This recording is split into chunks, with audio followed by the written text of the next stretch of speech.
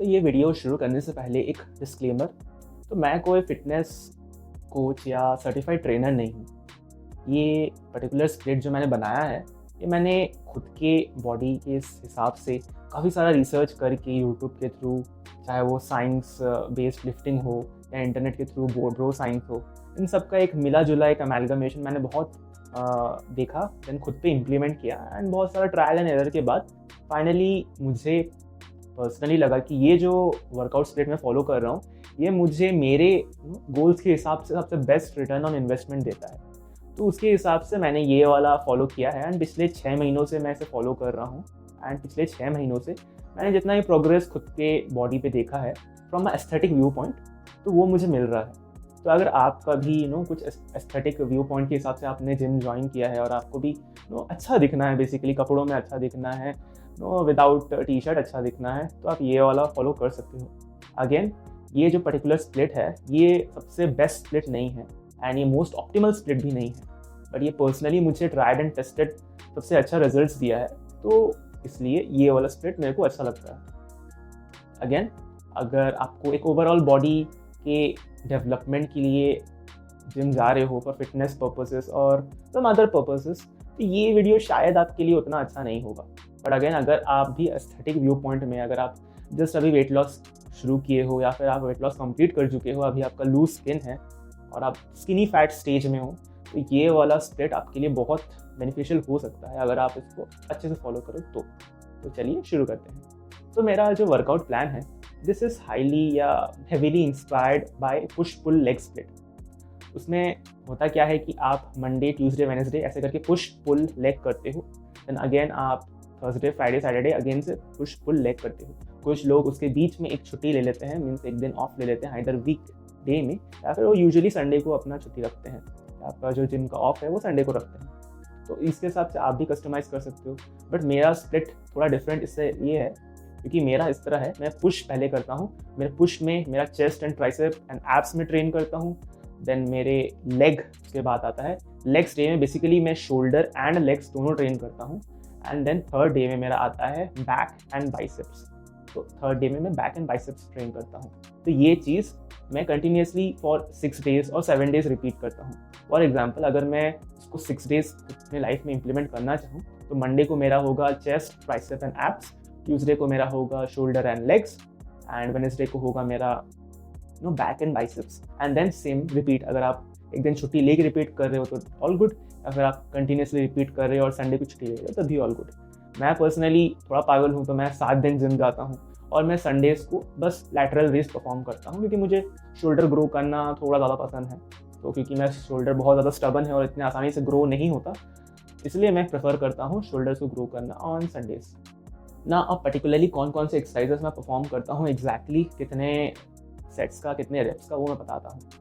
तो first comes, जैसे कि मेरा पुश डे। मेरे पुश डे में मैंने बताया था कि चेस्ट, ट्राइसेप एंड एब्स होता है, तो सबसे पहले चेस्ट वर्कआउट में शुरू करता हूँ इंक्लाइन डंबल प्रेस से।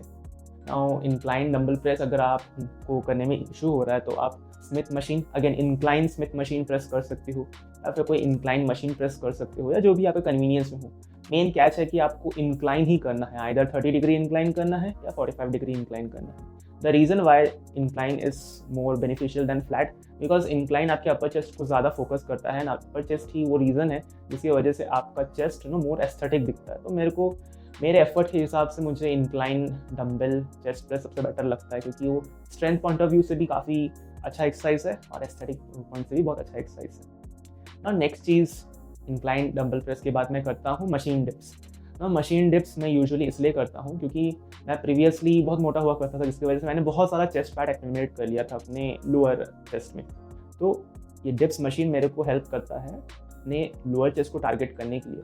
तो मैं इंक्लाइन डंबल चेस्ट प्रेस के बाद डिप्स मशीन का 3 सेट करता हूँ। सिमिलरली मैं इंक्लाइन डंबल चेस्ट प्रेस का भी 3 से 4 सेट करता हूँ, depending upon how I feeling. ना नेक्स्ट एक्सरसाइज जो मैं करता हूँ वो है पेक डेक फ्लाई, या फिर आप उसको केबल फ्लाई भी बोल सकते हो या बटरफ्लाई भी बोल सकते हो। तो बेसिकली इसके भी मैं 3 सेट लगवाता हूँ and this is very good.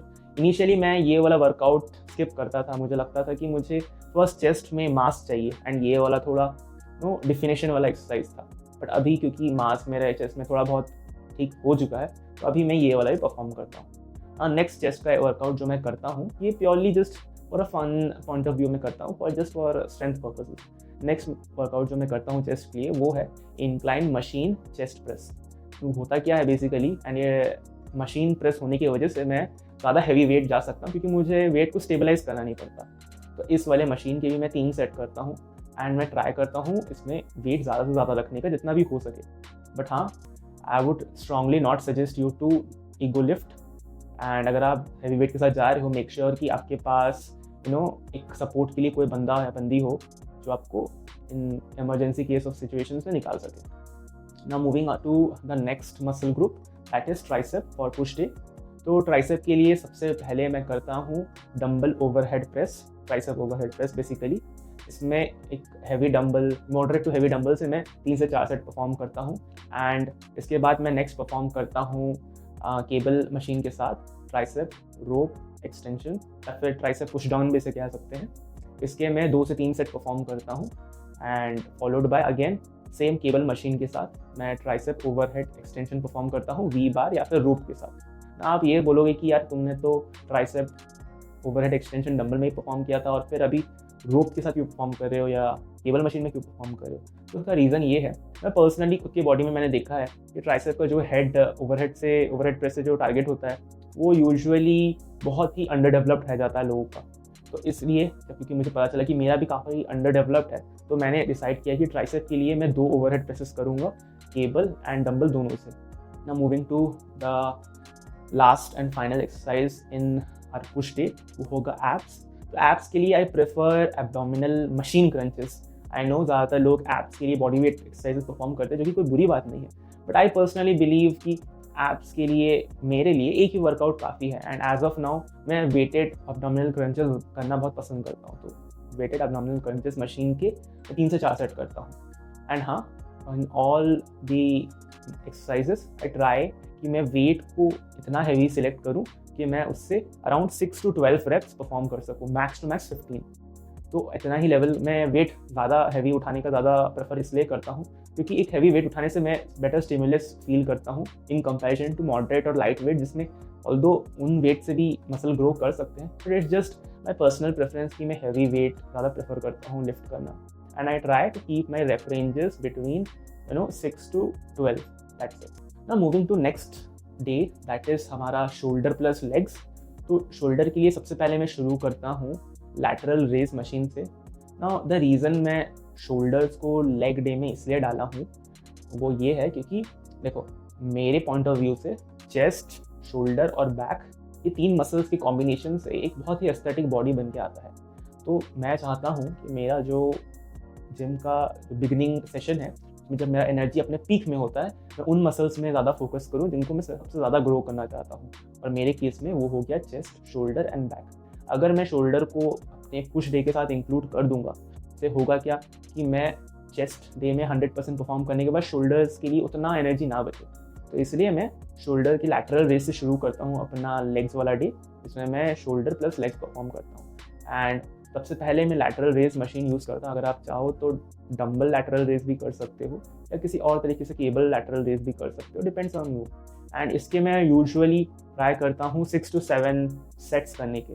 आप ये बोलोगे कि इतना ज़्यादा, बट अगर आप नेचुरल हो और अगर आप कुछ ऐसे जेनेटिक्स से बिलोंग करते हो जिसमें आपका शोल्डर बहुत छोटा है, नेचुरली वाइड नहीं है, तो आपको इतना ही मेहनत करना पड़ेगा उसको एक्चुअली में ग्रो करने के लिए। तो उसी पॉइंट ऑफ व्यू से मैं ट्राई करता हूँ उन्हें ज़्यादा से ज़्यादा वॉल्यूम और ज़्यादा से ज़्यादा वेट रखने का। तो मशीन लैटरल रेस के मैं यूजुअली 6 से 7 सेट्स करता हूँ। एंड मैं ट्राई करता हूँ पहला 3 सेट में मैं अराउंड 12 रेप्स तक जाऊँ, उतना हैवी वेट यूज़ करता हूँ। एंड नेक्स्ट की जो 3 सेट्स होते हैं उसमें मैं इतना हैवी वेट चूज़ करता हूँ जिसमें मैं 6 to 8 रेप्स ही जाऊँ। उस हिसाब से मैं एंटायर लैटरल रेस के सेशंस को कंप्लीट करता हूँ ना। अब शोल्डर का फर्स्ट वर्कआउट के बाद मैं डायरेक्टली शोल्डर का नेक्स्ट वर्कआउट नहीं करता क्योंकि उसमें ऑलरेडी मेरा शोल्डर काफ़ी ज़्यादा फटीग्ड रहता है, तो मेरे को अच्छे रिजल्ट्स नहीं मिलते हैं मेरे नेक्स्ट शोल्डर वर्कआउट में। तो इसलिए मैं करता ये हूँ कि मैं नेक्स्ट लेग्स की तरफ बढ़ता हूँ एंड मैं अपना लेग वर्कआउट शुरू करता हूँ हैमस्ट्रिंग कर्ल्स से या फिर लेग कर्ल्स से। और लेग कर्ल्स के मैं 3 सेट करता हूँ। अगेन वेट उतना हैवी चूज करता हूँ जिसमें मैं अराउंड 6 to 12 रेप्स जा सकूँ और 3 से 4 सेट करता हूँ मैं इसके। और हैमस्ट्रिंग कर्ल्स के बाद नेक्स्ट मैं करता हूँ लेग एक्सटेंशंस या फिर क्वाड्स का एक्सटेंशन वाला मशीन। इसके भी मैं 3 से 4 सेट करता हूँ। अगेन वेट इतना हैवी सिलेक्ट करता हूँ जिससे मैं 8 to 10 रेप्स या 6 to 12 रेप्स जा सकूँ। आफ्टर लेग एक्सटेंशन मैं जाता हूँ स्क्वाट्स करने। अगर आप नॉर्मल स्क्वाट्स कर सकते हो या स्मिथ मशीन स्क्वाट्स कर सकते हो देन ऑल गुड, बट मेरे जिम में क्योंकि हैक स्क्वाट मशीन है तो मैं उसको वो प्रेफर करता हूँ। अगेन हैक स्क्वाट मशीन के 3 से 4 sets depending upon how I am feeling, and मैं वेट इतना हेवी सिलेक्ट करता हूँ जिससे मैं अराउंड 8 to 10 या 12 रेप्स ही जा सकूँ। इसके कंप्लीट करने के बाद मैं नेक्स्ट बढ़ता हूँ अपने नेक्स्ट शोल्डर वर्कआउट की तरफ। नेक्स्ट शोल्डर वर्कआउट है मेरा शोल्डर प्रेस। शोल्डर प्रेस में मैं 3 से 4 सेट्स रखता हूँ एंड हैवी वेट स्टार्टिंग में करता हूँ थोड़ा लाइट वेट से। तो फर्स्ट 1 या 2 सेट में ट्राई करता हूँ कि मैं एक लाइट वेट से करूँ ताकि शोल्डर का मोबिलिटी खुल जाए, एंड नेक्स्ट जो 2 या 1 सेट बचता है मैं हैवी जाता हूँ। बट हाँ, अगर आप डंबल से शोल्डर प्रेस कर रहे हो then always make sure to have someone for the support just in case things don't go your way. अगर आप शोल्डर प्रेस डंबल्स परफॉर्म नहीं करना चाहते तो आप किसी मशीन से ही परफॉर्म कर सकते हो, शोल्डर प्रेस मशीन से या फिर इवन स्मिथ मशीन से परफॉर्म कर सकते हो या बारबेल्स परफॉर्म कर सकते हो, depends on you. Now shoulder के इस वर्कआउट के बाद मैं नेक्स्ट बढ़ता हूँ ग्लूट्स की तरफ। ग्लूट्स के लिए आई प्रेफर हिप थ्रस्ट जो मैं स्मिथ मशीन प्रेस में करता हूँ। अगेन सेम थिंग, मैं 3 सेट्स करता हूँ हिप थ्रस्ट के and I keep the weight a bit heavy, and सारा जो रेंज ऑफ मोशन है मैं ट्राई करता हूँ ज़्यादा से ज़्यादा लेके जाने का, and I make sure I go slow on the negatives. Leg और शोल्डर डे के लास्ट वर्कआउट की तरफ बढ़ते हैं, एंड लास्ट वर्कआउट होता है मेरा काफ रेसेस। तो मेरे जिम में क्योंकि सीटेड काफ रेस मशीन है तो मैं उसमें परफॉर्म करता हूँ फॉर 3 सेट्स। अगेन थोड़ा हैवी वेट जाता हूँ मैं, बट अगर आपके यहाँ पे सीटेड काफ रेस मशीन नहीं है तो आप स्टैंडिंग काफ रेसेस भी कर सकते हो ऑन स्मिथ मशीन प्रेस, और विद बॉडी वेट इटसेल्फ या फिर डंबल के साथ भी कर सकते हो। इसके साथ मेरा लेग डे कंप्लीट होता है अलॉन्ग विद शोल्डर्स। नाउ बढ़ते हैं हमारे वर्कआउट के तीसरे एंड फाइनल डे के। तो थर्ड एंड फाइनल डे है हमारा बैक एंड बाइसेप्स। तो बैक को ट्रेन करने के लिए हमें बेसिकली 2 मूवमेंट लगते हैं, एक वर्टिकल मूवमेंट और एक हॉरिजॉन्टल मूवमेंट। तो आपका जो वर्टिकल मूवमेंट है ये आपका मतलब पुलअप्स हो गया या फिर आपका लैट पुल डाउन हो गया, ऐसे मशीन से हम लोग ट्रेन कर सकते हैं। एंड हॉरिजॉन्टल मूवमेंट के लिए बेसिकली रोज। तो मैं अपने वर्कआउट में दोनों का कॉम्बिनेशन यूज़ करता हूँ and I go heavy with a bit high volume. मैं अपना बैक वर्कआउट शुरू करता हूँ wide grip lat pull down से, जिसके मैं 3 से 4 सेट्स करता हूँ, and I try to go light in the first set and very heavy means around 6 to 12 reps in the latter sets. Again lat pull down with wide grip complete करने के बाद मैं बढ़ता हूँ आइसोलैटरल फ्रंट लैट पुल डाउन। इसमें बस फ़र्क होता ये है कि आपका हैंड का पोजीशन डिफरेंट होता है एंड आपका हैंड का जो ग्रिप है वो आपकी तरफ फेस करता है। एंड ये मशीन में भी मैं अराउंड 3 सेट्स परफॉर्म करता हूँ एंड मैं आइसोलैटरली परफॉर्म करता हूँ, means 1 hand at a time. इससे मेरे लैट्स में बहुत अच्छा स्ट्रेच मुझे मिलता है एंड मेरे को अच्छे से फील होता है। तो ये वाला लैट के विथ को बहुत अच्छे से ग्रो करता है। एंड नेक्स्ट मशीन या नेक्स्ट वर्कआउट या नेक्स्ट एक्सरसाइज जो मैं परफॉर्म करता हूँ वो है मिड रो। तो मिड रो में मैं दोनों ग्रिप्स का परफॉर्म करता हूँ, neutral grip and wide grip. So neutral grip के मैं यूजुअली 2 सेट्स परफॉर्म करता हूँ। Again I try to go heavy between 6 to 10 या 6 to 12 रेप्स। देन फिर मैं वाइड ग्रिप के 3 सेट्स परफॉर्म करता हूँ मिड रो मशीन में। एंड मेरे यहाँ का मिड रो मशीन चेस्ट सपोर्टेड होता है। अगर आपके पास चेस्ट सपोर्टेड मिड रो मशीन नहीं है तो आप बारबेल से भी परफॉर्म कर सकते हो ये एक्सरसाइज, या फिर आप एक इंक्लाइन बेंच के साथ डंबल से ही परफॉर्म कर सकते हो। Now moving on to next workout for our back, that would be low row. Now low row machine मेरे जिम में चेस्ट सपोर्टेड है तो इसके भी मैं 2 सेट्स परफॉर्म करता हूँ and I also try to go heavy on this. Make sure to go heavy on all your sets and make sure to make it as controllable as possible without jerking the weight या फिर बहुत जल्दी करने का ज़रूरत नहीं। Just use the weight in which you can comfortably perform 6 to 12 rep range and next day आप उसको प्रोग्रेस करो जब भी आपका नेक्स्ट वो मसल ग्रुप का वर्कआउट आता है। ना 2 टाइप के रोज होने के बाद नेक्स्ट मैं बढ़ता हूँ मेरे रियर डेल्ट्स की तरफ। ना आपने सोचा होगा कि रियर डेल्ट तो शोल्डर का पार्ट है तो उसको शोल्डर डे में क्यों नहीं रखा। वो इसलिए मैंने नहीं रखा क्योंकि पर्सनली मैं प्रेफर करता हूँ रियर डेल्ट्स को अपने बैक वाले वर्कआउट के साथ ट्रेन करना। तो मैं रियर डेल्ट्स के लिए reverse pack deck fly machine का यूज़ करता हूँ एंड इससे मुझे बहुत अच्छा रियर डेल्ट्स से माइंड मसल कनेक्शन मिलता है। एंड मैं रियर डेल्ट्स के लिए यूजुअली 4 सेट्स परफॉर्म करता हूँ। Again I try to go heavy on this, but अगर आपको ज़्यादा अनकंफर्टेबल फील होता है तो आप मॉडरेट टू लाइट वेट भी कर सकते हो। Just keep the reps high. And last but not least मेरे जो वर्कआउट बैक वर्कआउट के साथ जो आता है वो है बाइसेप्स। तो बाइसेप्स के लिए मैं बेसिकली 2 मूवमेंट परफॉर्म करता हूँ, एक है हैमर कर्ल और एक है bicep normal bicep curl. Try करता हूँ मैं कि दोनों टाइप के कर्ल्स में मैं एक एल्बो सपोर्ट का यूज़ करूँ, सो दैट बाकी चीज़ों के इंटरफेरेंस से मैं बच पाऊँ और मेरा माइंड मसल कनेक्शन बेटर हो। तो मेरे यहाँ पे तो एक बाइसेप कर्ल मशीन है, अगर ये वो नहीं है आपके यहाँ पे तो आप अपने एल्बो सपोर्ट वाले किसी एक बेंच या चेयर के साथ आप बाइसेप कर्ल भी कर सकते हो। एंड अगर आपके पास वो भी नहीं है तो आप नॉर्मली केबल से आप हैमर कर्ल्स या फिर बाइसेप कर्ल्स कर सकते हो। हैमर कर्ल्स के लिए I prefer the cable machine more than dumbbells, it's just my personal preference, but अगर आपको डम्बल अच्छा लगता है तो आप डम्बल से भी कर सकते हो। नाउ इसके साथ हमारा my version of push pull leg या फिर my version of this workout and, जिसमें मैंने हर दिन ट्राई करता हूँ ऑप्टिमली वर्कआउट करने का। एंड तो जैसे मैंने वीडियो के स्टार्ट में बताया था, ये आपका 3 दिन का है, तो अगर आप जिम बस 3 दिन जा सकते हो तो you can just do this कि आपको वीक में ये वाला एक ही बार फॉलो करना है। अगर आप 6 दिन जा सकते हो तो आप इसको 3 दिन करके परफॉर्म कर सकते हो ऑन रिपीट। अगर आप जिम 5 बार जाते हो तो you can do like this कि आप पुश और पुल वाला आप 2 बार परफॉर्म करो, देन लेग्स 1 बार परफॉर्म करो, देन पुश एंड पुल वाला फिर से परफॉर्म करो। But I would rather suggest कि क्योंकि आपका शोल्डर के लेग्स से टायर्ड है तो आप शोल्डर को नेग्लेक्ट मत करो, तो you can also add shoulder in your push day as well. And सबसे बेस्ट जो वर्कआउट होता है वो वही होता है प्लान जो आप कंसिस्टेंटली फॉलो कर सको एंड जो आपकी रिक्वायरमेंट के हिसाब से आपको मोस्ट रिजल्ट्स दे। क्योंकि मेरा वर्कआउट प्लान मेरे बॉडी टाइप के हिसाब से बना हुआ है, तो अगर आपको अपने बॉडी टाइप का सबसे बेस्ट चाहिए तो आपको वो वाला डिसाइड खुद ही करना पड़ेगा। आपको खुद ही एक वर्कआउट प्लान बनाना पड़ेगा ट्रायल एंड एरर करके कि आपके बॉडी में क्या सूट कर रहा है। कि कोई भी पर्टिकुलर स्प्लिट इंपॉर्टेंट नहीं होता। व्हाट एक्चुअली इज़ इम्पॉर्टेंट कि आप जो भी स्प्लिट अपने साथ यूज़ करो उसको आप consistently over a long period of time, by long I means like आने वाले 2-3 साल तक आप उसको कंसिस्टेंटली फॉलो कर सको। That is more important.